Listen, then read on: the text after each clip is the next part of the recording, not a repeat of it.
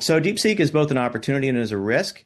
You have to look at the three things that they introduce because some are opportunities and some are risks. And so I kind of broke them into three buckets. The first is that, hey, this thing was released in an open source basis. Technically, it's open weights for those folks out there that are more tech nerdy. But when you release an AI model, open source technically means you release all the training data with it, but they didn't release all the training data with it. They released the model with all the pre-trained weights, but it's something that you can download on your local machine and fine tune.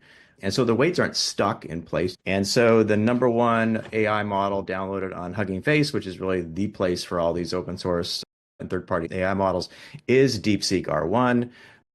And that photo over there, some guy got his souped up Mac and stacked a bunch of Mac minis there and has it running off his local machine in his house, which is pretty wild how these are becoming more democratized as they become more efficient. And even more wild than just releasing the whole thing to everybody is they released a paper explaining how they did it. A full scientific paper.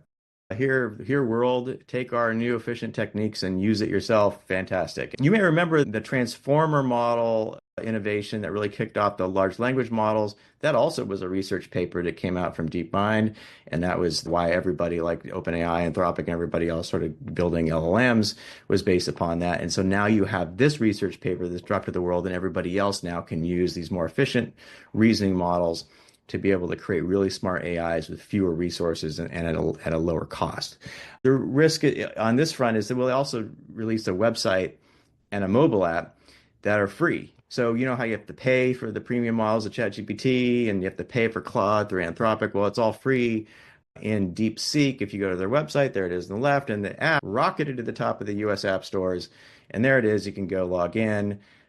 Although after they launched it, they just became hammered with traffic, some of it real traffic and some of it inauthentic and probably some DDoSing. They said that they were under cyber attack. So they locked their registration down to only Chinese phone numbers.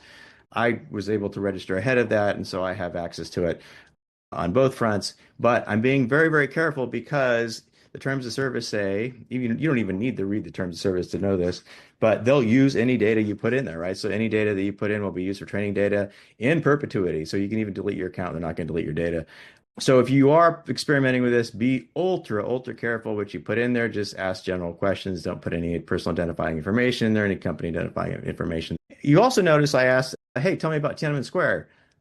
And it says, I'm sorry, I cannot answer that question. So as you might imagine, a China-based AI cannot frankly answer questions of which that would not be viewed pleasantly by the government. And so those questions are just not answered. You could, but take this downloaded model and fine tune it to answer that question, and it will. But that takes some work on your end.